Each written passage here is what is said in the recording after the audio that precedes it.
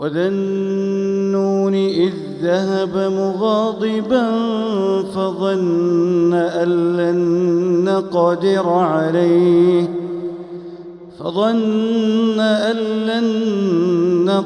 عليه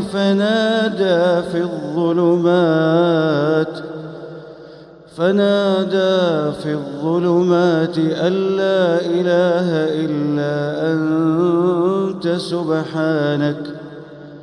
لا إله إلا أنت سبحانك إني كنت من الظالمين فاستجبنا له ونجيناه من الغم وكذلك ننجي المؤمنين.